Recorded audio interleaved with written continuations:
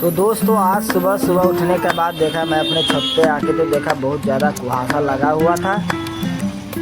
फिर मैं थोड़ी देर के बाद अपनी दुकान पे आया। दुकान पे आने के बाद मुझे मिल गया हमारे मामा जी, जो आज उसके घर पे कार्यक्रम था। फिर हम लोग चले गए वहाँ से रमीज जी को मुलाकात करने के लिए। रमीज जी को मुलाकात करने के बाद फिर हम लोगों को प्लान हुआ चौक पे जाने का। तो तब तक रमीज जी अपने बकरी को चारा खाने लगा। फिर आया दुकान पे तो देखा इलेक्शन का चल रहा था, सभी आदमी लगे हुए थे, वोट गिनती का तैयारी चल रहा था, सभी एक दूसरे में खुश थे।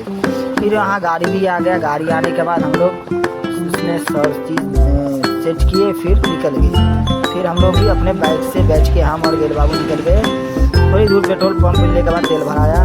उसके बाद साथ मिलकर हम लोग आगे की ओर बढ़ गए। थोड़ी दूर पहुंचने के बाद हम लोग आ गए थे जयनगर के जो नया वाला फ्लाईओवर बना हुआ है, उसको पार करते करते आगे की ओर बढ़ गए। उसके बाद हम लोग साथ में मिलकर फ्लाईओवर पार किया और आगे की ओर निकलने के बाद हम लोग थोड़ी देर के बाद वहाँ पहुँच गए जहाँ छेका का कार्यक्रम होने वाला था। फिर हम लोग वहाँ देखा कि सभी पहले से आके बैठे हुए, हम लोग को आने में हो गया लेट।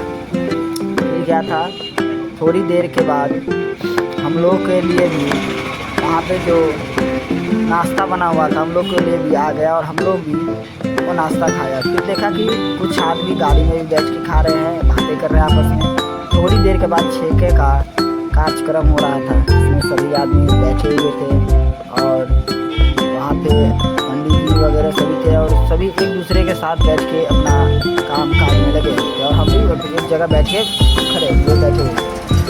उसके बाद खाना खाने का वक्त आ गया। हम लोग साथ में बैठ के खाना वगैरह खा रहे थे और हमारे जो फैमिली मेम्बर थे, हमारे बड़े जितने भी थे, सब आपस में बैठ के खा रहे थे और बहुत अच्छा था।